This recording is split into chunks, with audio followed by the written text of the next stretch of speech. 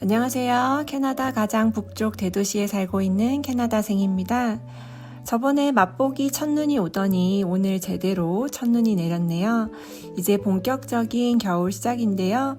영하 40도를 오가는 7개월의 겨울나기 이야기들도 앞으로 생생하게 들려드릴게요. 캐나다에는 서머타임이라는 것이 있는데요. 여름이 되면 날이 일찍 밝아져 거기에 맞추어 1시간을 앞당겼다가 이렇게 겨울이 되면 다시 시간이 제자리로 돌아온답니다. 아직까지 잘 적응이 되지 않는 문화네요.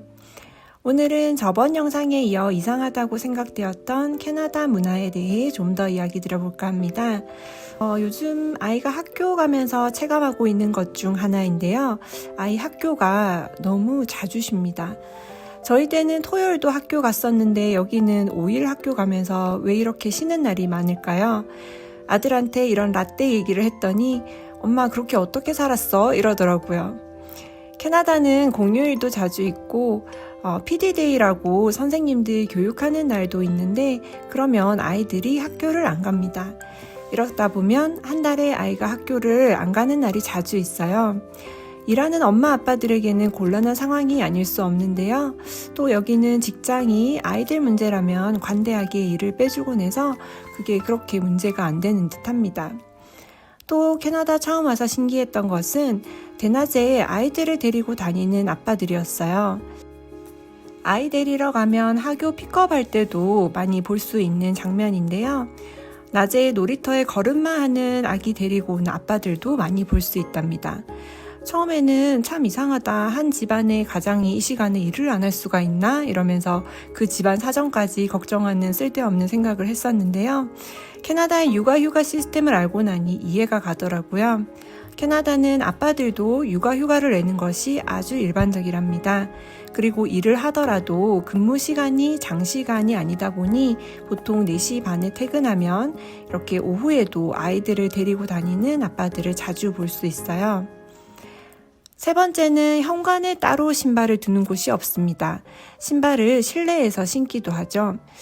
저는 솔직히 이곳에서 캐네디언 집이라도 신발을 신고 안에 집을 다니는 사람은 못 봤는데요.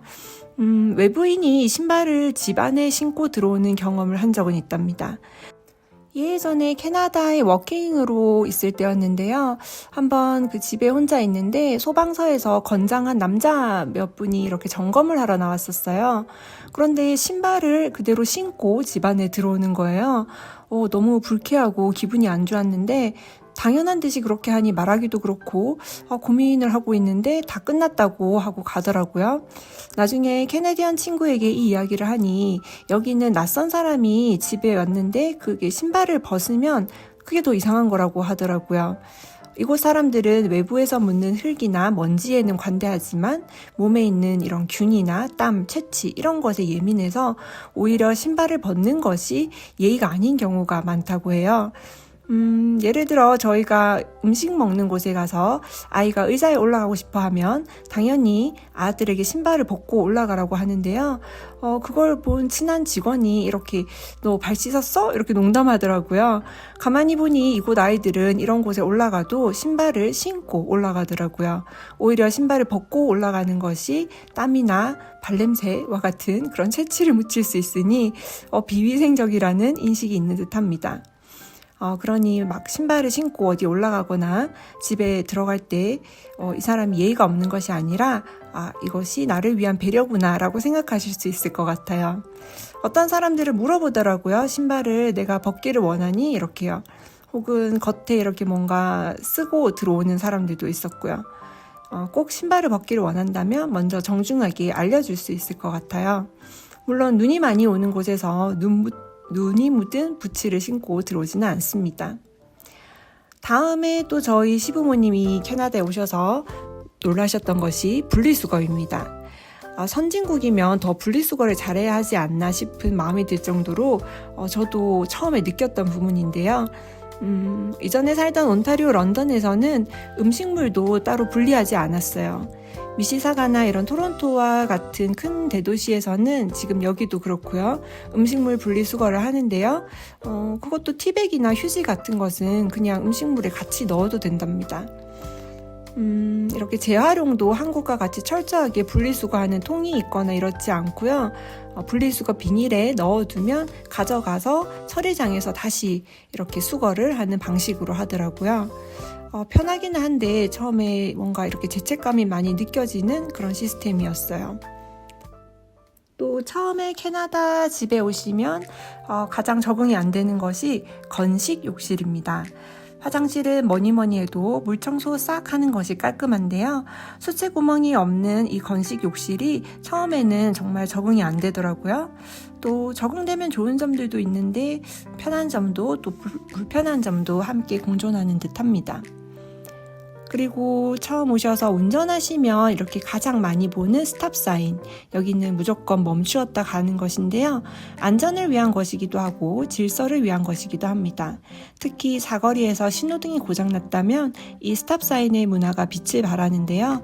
사람들이 정말 질서정연하게 순서를 지켜 먼저 온 순서대로 출발하는 모습이 인상 깊었어요. 그리고 한국에서 또 오시면 신기한 것이 운전하실 때 비보호 좌회전인데요. 캐나다에서는 특별한 사인이 없는 곳은 거의 모두 비보호 좌회전이 된답니다. 그래서 좌회전 신호만 기다리시다가는 뒤에서 잘 듣지 못하시던 크락션 소리 들으실 수 있어요. 그래도 이 비보호 하실 때 사고가 많이 나기도 하니 항상 안전에 유의하셔야 한답니다. 그리고 식사 초대 문화를 얘기하자면 식사 초대를 받아서 가시면은 바로 밥을 잘 주지 않습니다. 한국에서는 일단 식사 초대를 받으면 가서 음식 따뜻할 때 먼저 밥부터 먹고 시작했던 것 같은데 여기는 우선 가시면 인사하고 한참 이야기를 하다가 무엇을 마실지부터 물어봅니다. 웰컴 드링크라고도 하죠. 여기 문화가 정말 그렇답니다. 드링크도 뭐 주스, 와인, 맥주, 물도 종류별로 제시하면서 뭘 마실 건지 물어본답니다. 그리고 이제 또 드링크 마시면서 한참 이야기를 하고요. 그 다음에 이제 저녁 이야기를 슬슬 한답니다. 그래서 초대받으실 때는 너무 굶고 가시면 안 된다는 점. 식전에 이야기 나누실 힘을 좀 비축하고 가셔야 해요. 또 커피를 어떻게 마실 건지도 많이 물어보죠.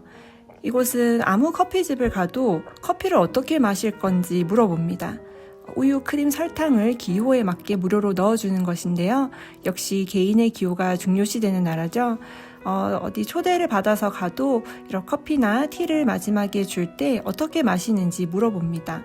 그래서 그럴 때는 그냥 뭐 우유를 좀 넣어 달라거나 아니면 그냥 있는 그대로 블랙으로 마시겠다고 얘기하시면 될 것 같아요. 식사 초대하실 때 내가 식사 초대를 한다면 알레르기가 있는지 꼭 물어보셔야 해요. 한국에서는 흔하지 않지만 이곳에서는 각종 다양한 알레르기가 많기 때문에 누군가를 초대하신다면 그것에 대해 꼭 물어보는 것이 예의랍니다. 한국에서는 없었다가 이렇게 생기시는 분들도 많더라고요. 또 아이들끼리 같이 놀기로 한다면 아이들 밥이나 스낵을 주려고 해도 꼭 아이가 알러지가 없는지 물어보셔야 해요. 때로는 이런 너츠나 땅콩 알레르기가 있는 아이들은 심한 반응을 보일 수 있으니 꼭 체크하셔야 한다는 점 기억하시면 좋을 것 같습니다. 또 대화 문화도 있는데요. 처음에 이곳의 대화 문화가 저는 적응하기가 좀 힘들었어요. 이야기를 할 때 한 사람과의 대화에 집중을 합니다. 이게 예인 듯해요. 이게 왜 힘들었냐면 한국에서는 어떤 사람하고 이야기를 해도 아는 사람이 근처에 오거나 특히 어른들이 이렇게 오시면 인사를 건네고 또 웃으면서 잠깐 대화를 나눌 수도 있잖아요. 근데 이곳에서는 현재 이게 대화하고 있는 사람에 대한 그런 것은 예의가 아닌 것으로 간주된답니다. 만약 대화하고 있던 상대방이 대화를 하다가 갑자기 그렇게 다른 사람과 대화를 한다면 그 자신이 무시당했다고까지 생각할 수 있는 듯해요. 그래서 처음 대화를 나누던 사람과 대화를 끝까지 잘 마무리하고 다른 사람과 대화로 넘어갑니다. 상황에 따라 100% 그렇지는 않은데요. 기본 대화 예절이 그런 것 같아요. 그래서 어제 만나서 친근하게 대화했던 사람도 오늘 이렇게 봐서 인사하려고 하는데 그 사람이 다른 사람과 대화하고 있으면 생판 모르는 사람이 된 것 같아요. 잠깐 건네는 친근한 인사나 눈맞춤도 잘 없거든요. 그래서 처음에는 어제 대화하고 나를 싫어하게 됐나 싶을 정도로 혼자 오해하고 상처받을 때도 있었던 것 같습니다. 이제는 적응하고 보니 때로는 한 사람에게만 이 대화에 집중할 수 있어서 좋은 문화이기도 한 것 같은데 아직도 잘 적응이 안 될 때가 있어요. 제가 오늘 준비한 내용은 여기까지고요. 영상 재밌게 보셨다면 구독과 좋아요 부탁드려요. 그럼 오늘 하루도 꼭 행복하기로 선택하시고 좋은 하루 되시기 바랍니다. 저는 다음 영상으로 또 인사드릴게요.